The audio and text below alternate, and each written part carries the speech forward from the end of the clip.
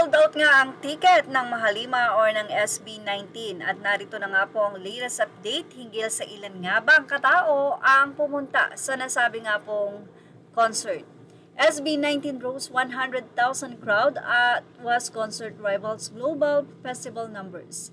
Tinatayang umabot sa 100,000 ang dumalo sa WAS concert ng SB19, isang milestone na halos kapantay ng daily crowd turnout ng International Music Festival na Lollapalooza.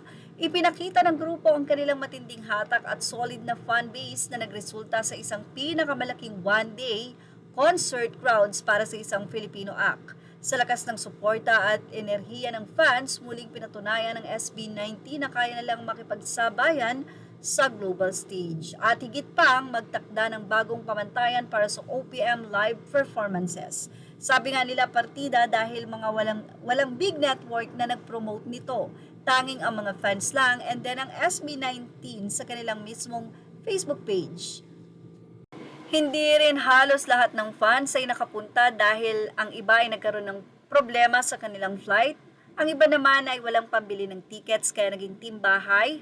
At marami pa pong rason kung bakit hindi nakapunta ang marami pang fans or 18. So tinataya na ang 100,000 ito ay purong mga tagahanga ng SB19 at syempre hindi lang naman 100,000.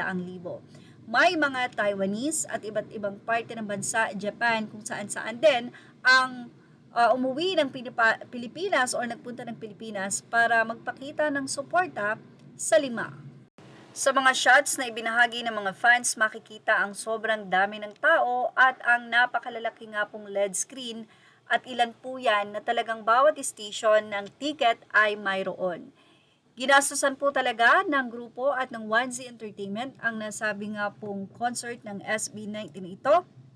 At syempre marami po ang nag-aabang na sa ilan sa mga bago na kanta na kanila nga pong ibinahagi sa nasabing concert. Sipa ng ilang mga netizen, SB19 redefining world domination. Dati sila ang pumupunta sa ibang bansa para mag-concert.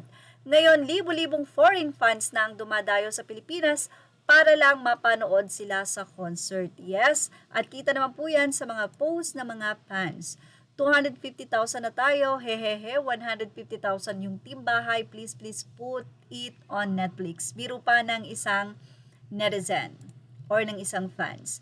Well, at yan po ang ating latest update hinggil sa crowd na marami nga po ang nagtatanong kung ilan. So yun po, nasa humigit kumulang 100,000 ang present sa nasabi nga pong SB19 Concert 2026 nitong nakaraang April 18. Images are all credit to the rightful owners. Thank you for watching Showbiz Now.